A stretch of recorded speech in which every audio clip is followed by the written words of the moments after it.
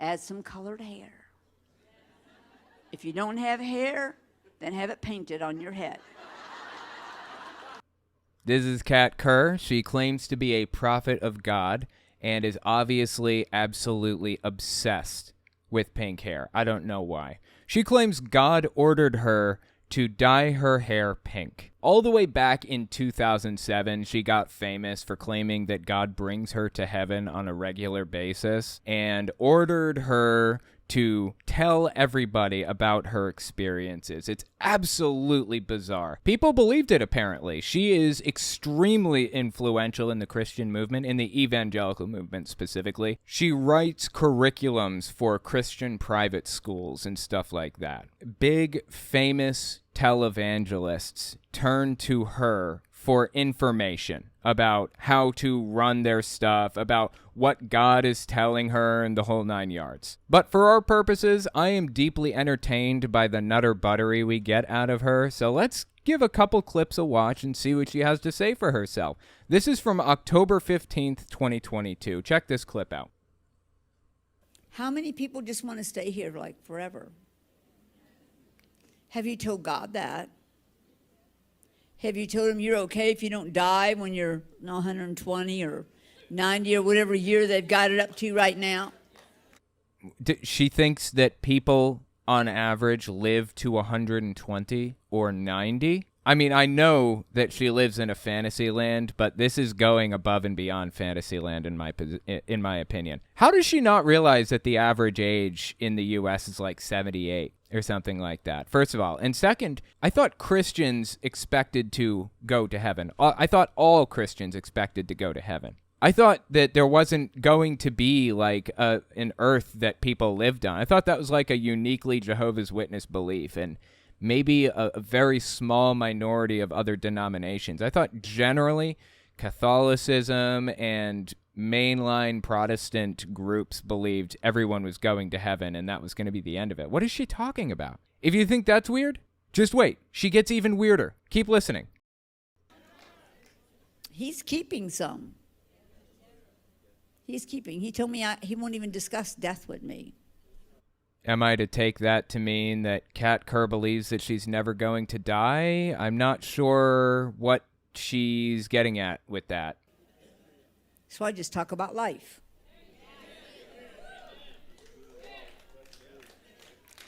He did show me an incident in the future where many people had died. It wasn't like from a normal war or anything. You couldn't even tell that, that they were actually dead, but they were. Yeah, okay. I don't understand what that means, but all right. And I was being carried by in a military jeep. It was not in this country. Not that it would matter. What was going to happen, it would be great anyway. Because I was going to raise those people from the dead. Oh, my God. Just think about... Oh, my God, dude. Just think about the imagery that she's painting for you right now, okay? She imagines in her mind, or she dreamed this, or God gave her this vision or something of her being basically in a position of a military commander, one of the most respected people alive, wearing military uniform and all, having a title like Commander Cat. You think I'm joking about this, but I am dead serious. She really believes that this is how she's going to be viewed in the near future. Matter of fact, she views herself that way now. Yeah, here's just one example of her wearing a military uniform, camouflage, pink camouflage apparently, with a patch that says Commander Cat on it, an insignia that looks like the Space Force insignia or something. Anyway, she thinks she's going to be a military commander in the near future because the militaries of the world are going to recognize that she has powers bestowed upon her by God himself, and God is going to order her to resurrect people, go around in military uniform and in military vehicles, going to battlefields, resurrecting people en masse. That's what she believes. That's crazy. That is absolutely unhinged, man. What? God. I just love this to death, dude, because this is so bizarre, some of the stuff she believes. And she's not a nobody. She's not a nobody, which makes it that much stranger. People know who she is. People listen to her. They believe her. Right now, this is her on a televangelist's TV show addressing a crowd of tens of thousands, hundreds of thousands maybe, possibly even millions who will eventually see it. That's crazy, man. Mass raising from the dead is going to be normal in your life. That's a tall claim. It's going to be normal in your lifetime. That means in the next, say, 30 years, right? Because what I think she meant was really in her life, it's going to be normal. I mean, she has to have survived long enough, right? What is she, 70? She's got to be like 70, right? So in the next 30 years, I can't imagine it'd be longer than that. She believes that in the next 30 years, she is going to be riding around. Governments have fallen. God has bestowed upon her the responsibility of resurrecting people en masse. That is unhinged stuff, dude. If that's not strange enough for you, check this out. She has some interesting ideas on theology, let's say. Just give this a listen. It isn't that hard to not sin. I live sin-free. You'd be surprised how many people want to argue about that. Yeah, that's actually pretty hard to believe, considering the fact that the Bible says that only Jesus was sin-free. From my understanding, the Bible says only Jesus could possibly be sin-free because he was the Son of God or whatever other thing, right? This is a very tall claim and a serious claim. If you're a Christian, this should be enough right here to turn you away from evangelicalism. She is an evangelical hero. Evangelicals listen to her and believe her, and she forms out the curriculums of private schools, like I said. What she just said here is deeply unbiblical and blasphemous, which, by the way, is a sin. So, I live sin-free. You'd be surprised how many people want to argue about that. Well, why are you arguing? What's in your soul? Who cares about your wallet? What's in your soul? see, I feel like she realized that she lost the crowd because there's complete silence after she said that she's sin-free, which is an extremely tall claim, especially to a Christian. So she had to say something that would bring them back, right? That's what it seems to me, right, at face value. I mean, maybe I'm wrong. That's just my interpretation. What's in your soul? Who cares about your wallet? What's in your soul? If you had what's right in your soul, your wallet would be full already, people. And she lost him again. Wow. If you're poor, then you are not appreciated by God. You're doing something wrong if you're poor. That's what she just said. If your soul was full, then your wallet would be full. Is that what she said? If you had what's right in your soul, your wallet would be full already, people. Wow, dude. This just, like, it's unbiblical thing after unbiblical thing with this person. Seriously. Like, I don't buy any of this stuff anyways. But I feel like it's important to at least address it from a biblical perspective, right? Like, how ridiculous is this for somebody to say and claim to be a Christian or a Bible reader? At no point in time, ever, did Jesus imply that it was important to have money, that he would bless you with money, that he would give you money if you loved God enough. At no point did he ever imply that money was important. He said, sell your things, give it to the poor, and follow me. That's what Jesus said. To hear her say something like this honestly just blows me away. And to know that people still listen to her and follow her, believe her, view her as a prophet of God, it's just astounding. Seriously astounding.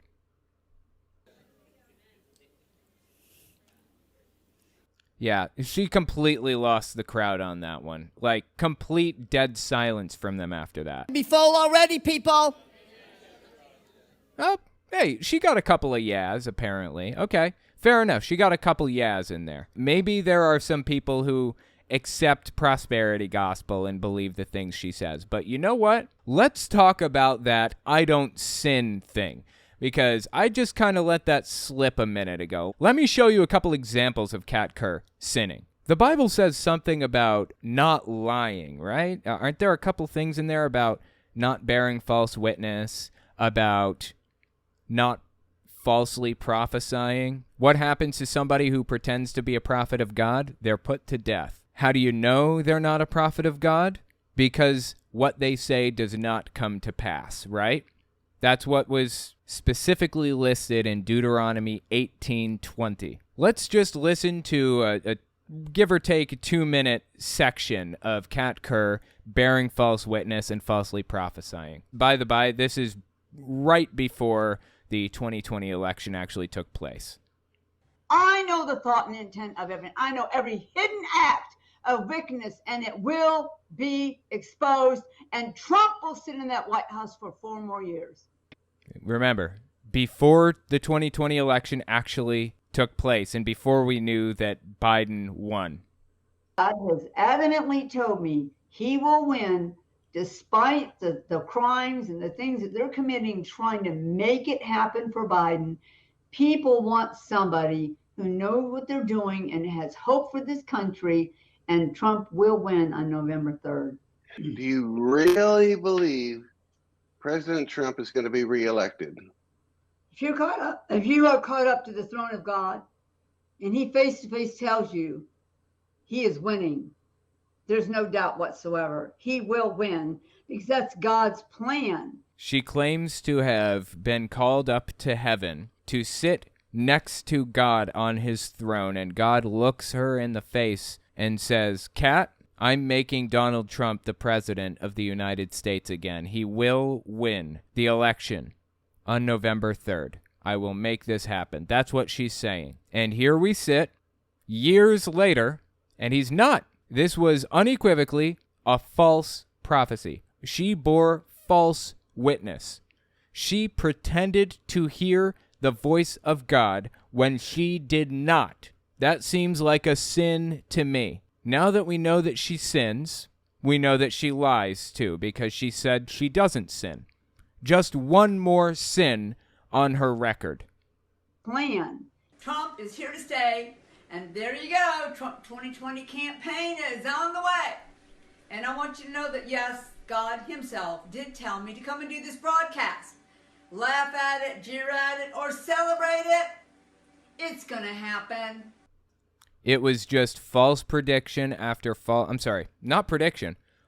prophecy after false prophecy after false prophecy with this person. She claimed to hear the voice of God, and she lied. She has some weird obsession with her pink hair, too. Okay, so I watched this 2-day event that she took part in. She was on this televangelist's TV show, Robin Bullock. I don't know if you've heard of him or not. He is a nutter butter of epic proportions if I've ever seen one. I think that Cat Kerr may be a little bit more nutter buttery than him. But anyway, she goes on his TV show October 15th and 16th of 2022, right?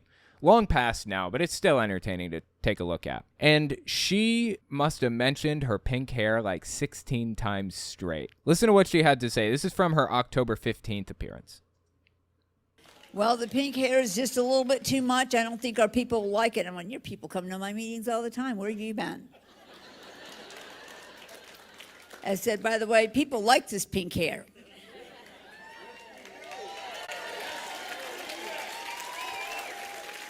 It is exciting.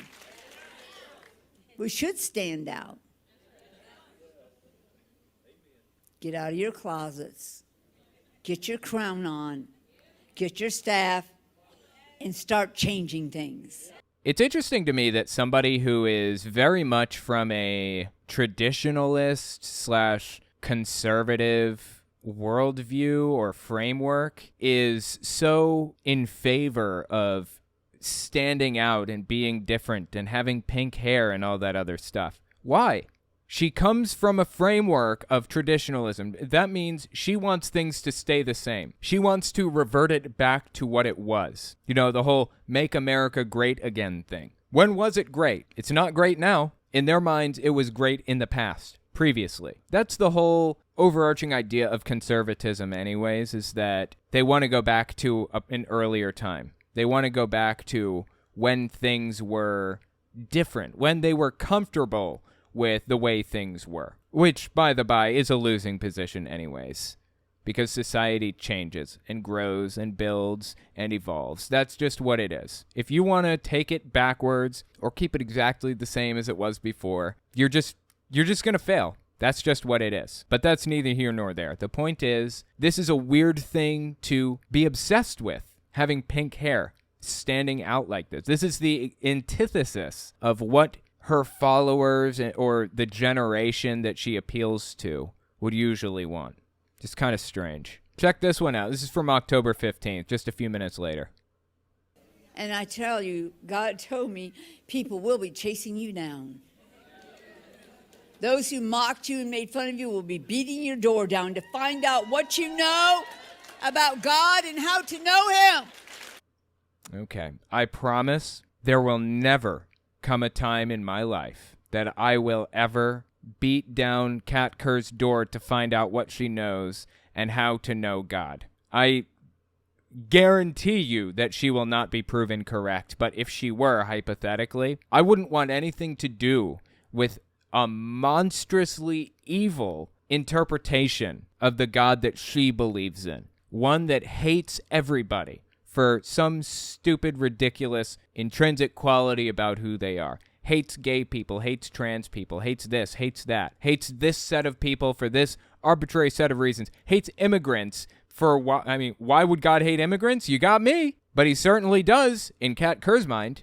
I would never, ever worship the God that Cat Kerr purports to know. I don't care what set of events unfold. So I guarantee you that is simply untrue.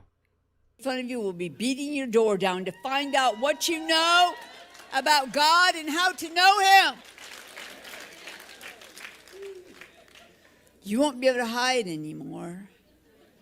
Maybe He'll give you pink hair. Again with the pink hair. Why?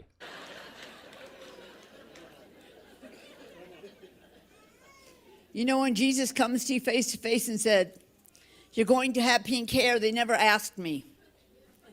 They almost never, ever ask me anything. They just tell me. They ordered her to have pink hair. Wow. God himself, or Jesus, or whoever, ordered Cat Kerr to have pink hair.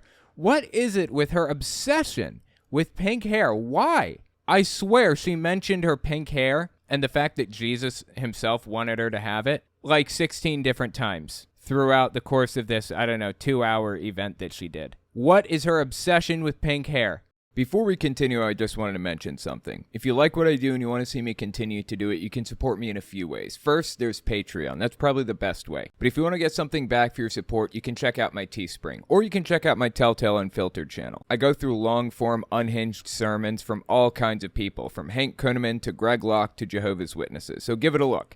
Links are in the description. Okay, now back to the video. Check this one out. October 16th. So this is the next day. That one was the 15th. You have to have a good report, power in your tongue, hope in your tongue, joy in your tongue. People will actually want to listen to you. Add some colored hair. Again, with the pink hair, dude. Oh my God, this is number 3 just in what I've shown you guys. This is like an hours-long event, and she mentioned it over and over and over and over again. God wanted me to have pink hair. I have pink hair. Did you know that I have pink hair? You can have pink hair too. If you don't have hair, then have it painted on your head. Paint your head pink if you don't have hair. I don't know what her obsession is with pink hair, but it is weird. I promise you, you will draw a crowd. Because they'll think, this has got to be the most fun person on this earth. I got to hear them.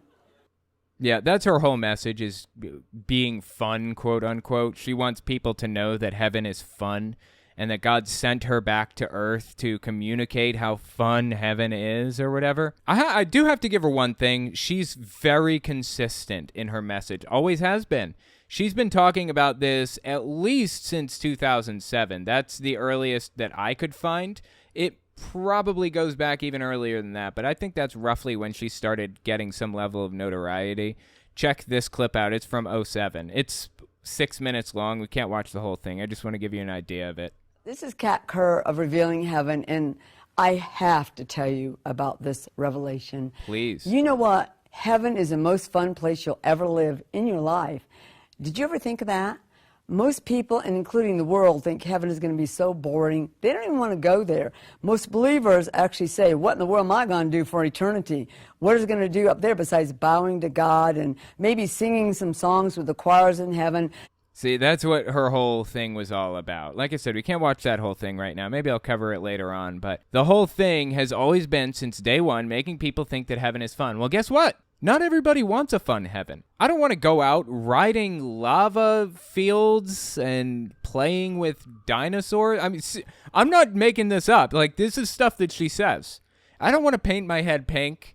I don't want to do any of that stuff. Most people, I would venture to guess, probably don't want to go do all the same stupid that she wants to do. What she's describing is her vision of how heaven is. That's not fun to me. You know what would be fun? Having a computer with a couple of monitors right in front of me. If I went to heaven, this is what I'd want. Having a computer with internet. Computer, stop. Oh my God. I can't say the word computer because I have a thing over there that, oh, I said it. Anyway, having one with monitors right in front of me and a couple of cameras right there and recording videos and editing them and uploading them. That would be my version of heaven right there. Not everyone wants to have fun, like Cat Kerr seems to think. It's just the height of hubris to believe that everybody on planet Earth, that God would want you to tell everyone that your version of heaven is the best one. It's just weird, man. It's just weird. I see people in the chat asking about the whole lava thing. Let me show you what I'm talking about. This is actually a clip from early August 2021. I have all my clips organized so I know exactly when they're from. And she specifically mentions riding lava. I don't know why or what it means or why she would want to do that, but check this out. There is rain in heaven. There is absolutely nothing destructive. There's no earthquakes. Now there are volcanoes, but they're for entertainment. They're for fun. You get to ride the lava out. Really? Yeah, you get to ride out on the lava. It wouldn't cause us that. It's not a physical volcano he took from the earth and put it up there. It would still be, it's a spiritual world. The land, the air, everything there is spiritual, but it is, it has substance. It's a literal volcano. Wait, it's spiritual, but it's not physical, but it has substance? What? But it wouldn't harm you. And yes, people can go inside and they ride the lava out for a ride. Talk about a hot seat, you know. Wow, dude. Wow. Okay. Anyways, yeah, that's Cat Kerr for you. She's just an odd bird. What else can be said about her? She's an odd bird. There was one more clip I wanted to watch of her. This one was probably one of the stranger ones that I came across, and it's a little bit on the longer side, but it betrays a really fascinating, like, psychological feature to Cat Kerr. Just give it a listen. You'll see what I mean in a second. Again, this was October 16th, so it was the second day that she spent there. I'm a revelator. I am a prophet. No. Don't call me a prophetess. See, I find that really interesting. First of all, she doesn't want people to call her a prophetess specifically. That's what I've been calling her up to now. That's what other people have been calling her. I will stop calling her a prophetess if that is not her preferred term. But why, I hear you asking? Why doesn't she want to be called prophetess? Keep listening.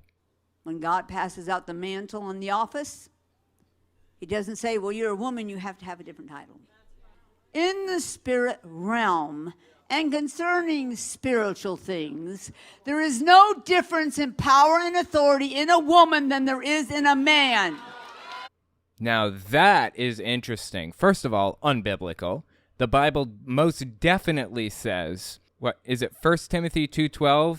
I will not suffer a woman to teach, something like that. She must not have any authority over a man. She must be in subjugation to him, something like that, I think. Not something that I believe or accept or think is good in any way, shape, or form. I think men and women are equal.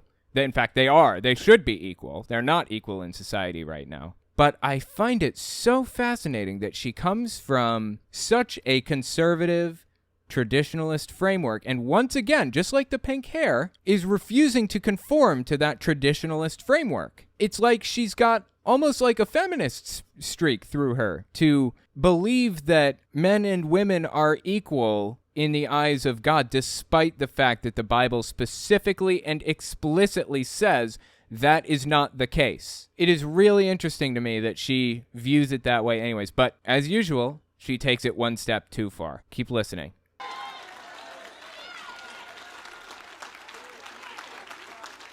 His daughters don't have less, people.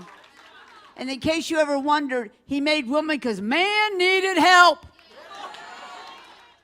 A man actually has so many, I don't know what they call them actually, because I'm not a real scientific person. Synapses, neurons, brain cells, I mean, any of that would probably work. But you have brain, little channels and things that run all over in your head. Brain cells, synapses. Did she not know the word cell? She not come up with the word cell? Did she not research this subject before doing this sermon? Okay, go on. A woman has 1,000 times more than a man does. Okay, no. That is simply inaccurate. Women's brains are not 1,000 times larger than men's brains. Women are not 1,000 times smarter. They do not have 1,000 times more brain cells or synapses or whatever in their heads than men. It started nice, okay? It started nice.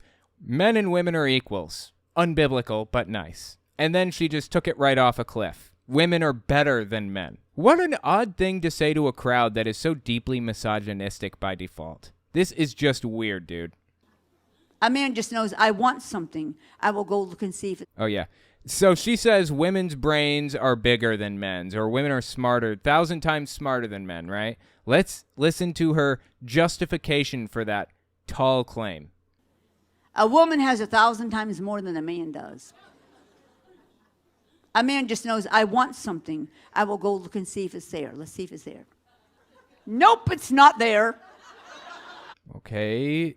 She's saying men don't have higher reasoning capabilities, or they don't have, like, logic centers, or what? The woman comes open the cabinet. She moves this one thing. There it is, right there. Yeah, so anyway, Cat Kerr, I don't know. She doesn't seem like she'd fit into this world at all. She's almost kind of like a feminist a little bit, and also she screams about how fantastic pink hair is constantly.